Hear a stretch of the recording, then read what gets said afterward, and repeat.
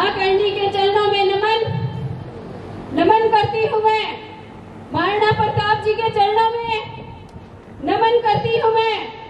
सुखदेव सिंह जी गोगामेड़ी के चरणों में, सम्मानित मंच पधारे हुए सभी मेरे छोटे व बड़े भाई, पिता तुल्य बुजुर्ग, सभी को जय माता दी की खमागणी। जय माता जी का मतलब जय माता जी की होती है, ताली नहीं बजाते। जय माता जी की बोलो सारे, जय माता दी।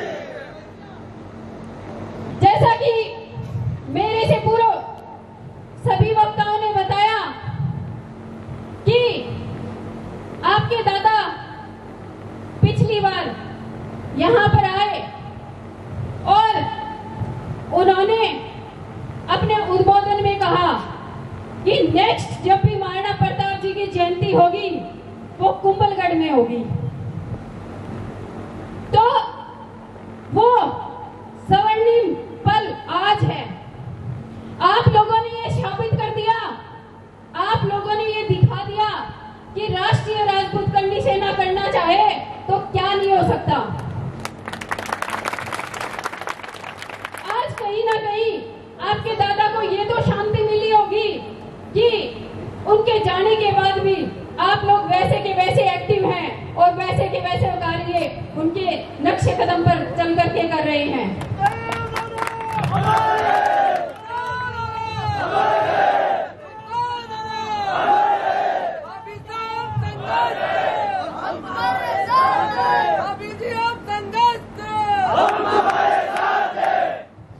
अभी हम सब यहाँ एकत्रित हुए हैं महाराणा प्रताप जी की जन्म जयंती मनाने के लिए। तो मुझे अभी पत्रकार महोदय ने पूछा कि आपको कैसा लग रहा है कुंभलगढ़ में आने के बाद। तो आपको बताती हूँ कि मुझे कैसा लग रहा है, पर बताऊं कैसे? मैं हनुमान जी नहीं हूँ, मैं हनुमान जी नहीं हूँ जो कलेजा फाड़ करके आप लोगों को दिखा दूं कि मुझे ऐसा लग रहा है। महाराणा प्रताप जी जो दिलों में विराजमान है और उनकी जन्म स्थली पर आकर के सोचिए, स्वाभिमान और मान मर्यादा के लिए जो जीते थे, जिन्होंने अपना प्राण दिया मान मर्यादा के लिए, आज वहां उस स्थली पर आकर के मुझे कैसा लगेगा। उनके जो विचार थे नहीं, आज भी हैं, और जब तक हम लोग रहेंगे, हमारी पीढ़ी दर पीढ़ी आएगी, वो विचार रहेंगे, वो विचार कभी मरने वाले नहीं हैं। महाराणा प्रताप जी ने जब ये स्वाधीनता की लड़ाई लड़ी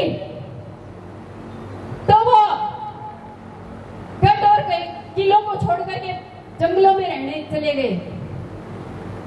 गढ़ और किलों को छोड़ना मतलब अब आजकल का जो हमारा एसी पंखे है ना, वो छोड़ करके, उनके पहले एसी वाले रूम ही होते थे ये गढ़ों में, जो आज हमारे एसी वाले रूम होते हैं, वो उन एसी वाले कमरों को छोड़ के जंगलों में चले गए। खुद के बेटे के लिए नहीं, खुद के परिवार के लिए नहीं, आप लोगों के लिए घास की रोटी खाई, विदेशी आक्रांताओं की नाड़े गर्दने, सॉरी नाड़े तो अपने मतलब आम भाषा आ जाती है, गर्दने ऐसे गाजर मूली की तरह काटी, तब जाके इस हिंदुत्व का जो मान स्वाभिमान बढ़ा है, तब जाके बढ़ा है। महाराणा प्रताप जी के बारे में बताना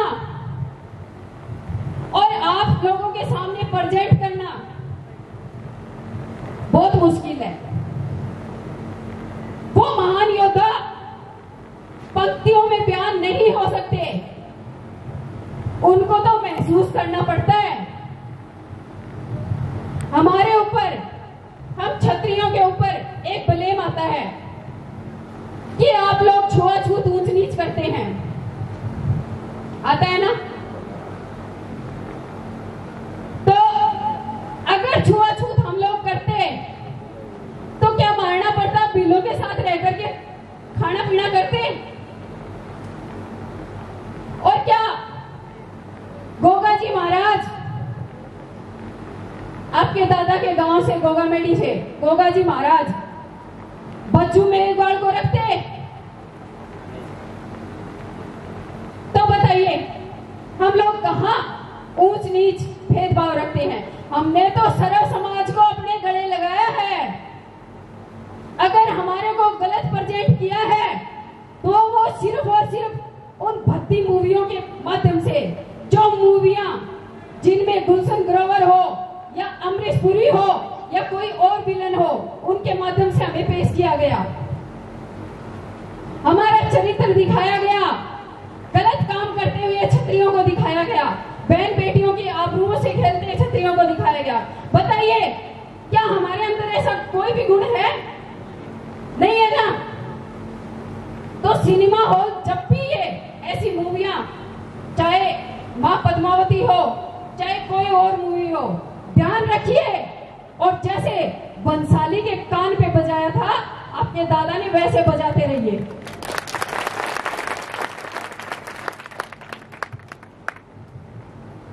वैसे तो समय बहुत कम है और गर्मी भी है, बातें मेरी पूरी नहीं हो सकती, लेकिन फिर भी थोड़ा विराम देना चाहूंगी और एक बात और कहना चाहूंगी कि जैसे आप सबने अपने दादा को गले लगाया, उनका साथ सहयोग दिया, हर उस गरीब मजलूम लड़ाई में, जो मजलूम होते हैं, गरीब होते हैं, जहां शासन प्रशासन फेल होता है, वहां राष्ट्रीय राजपूत करनी सेना तैयार रहती है।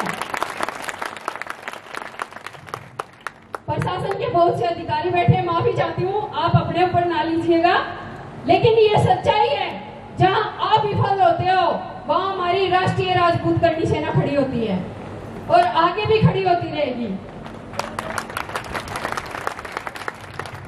क्योंकि जिस दिन क्षत्रिय ने जन्म लिया, मतलब 9 महीने के बाद नहीं, जिस दिन माँ की कोख में आया था ना क्षत्रिय, उस दिन उसने डरना तो छोड़ दिया था। डर उसके रक्त में नहीं है, हम डरना नहीं जानते।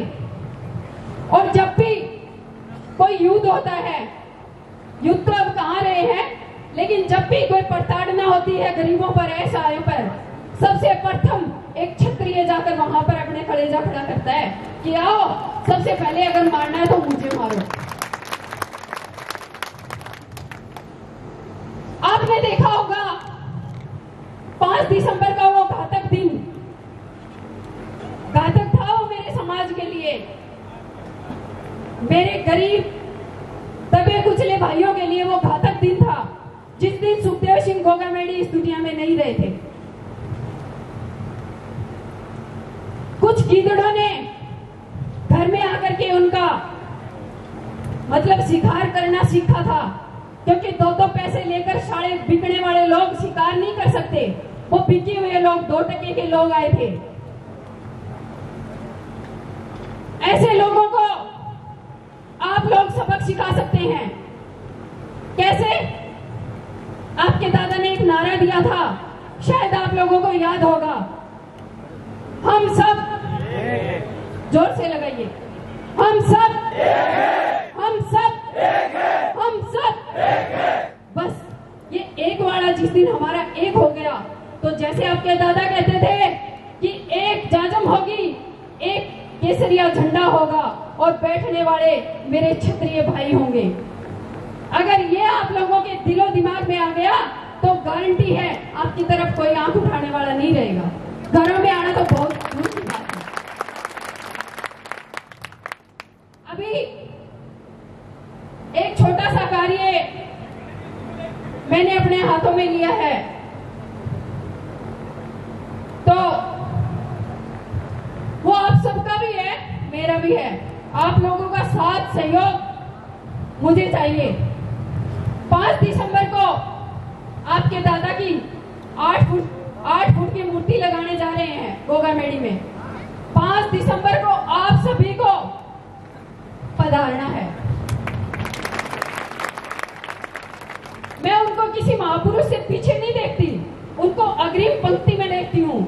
आज तो आपको पता है कि सभी लोग प्रदेश अध्यक्ष बनते हैं, जिला अध्यक्ष बनते हैं, तो सीधा छलांग लगा के 1100 रुपए की और सीधे राष्ट्रीय अध्यक्ष बन जाते हैं। तो करणी सेना का नाम बदनाम कर दिया इन लोगों ने। ऐसे लोगों को घुसने मत दो। करणी सेना वो नहीं है, राष्ट्रीय राजपूत करणी सेना वो है जो आपके दादा ने खून से सींची है, जो आप लोगों के लिए संगठन खड़ा किया है। उन्होंने एक बात कही थी, शायद आप लोगों ने किसी वीडियो के माध्यम से सुनी भी होगी, कि मैं रहूं ना रहूं, मैं रहूं ना रहूं, ये संगठन आप लोगों के लिए है, ये संगठन मैंने आप लोगों के लिए बनाया है, तो आप लोगों को ये संगठन चलाना है। आज सभी लोग ज्यादा से ज्यादा संख्या में करणी सेना में जुड़िए और सभी के सभी जितने भी दबे कुचले, जैसा मैंने पहले बोला, उनका सहयोग दीजिए, उनके साथ रहिए। और 5 दिसंबर को भूलना नहीं है, आपके दादा की मूर्ति अनावरण होगा, आप सभी ज्यादा से ज्यादा संख्या में पधारें। जय मां करणी, जय माता जी, जय महाराणा, जय महाराणा।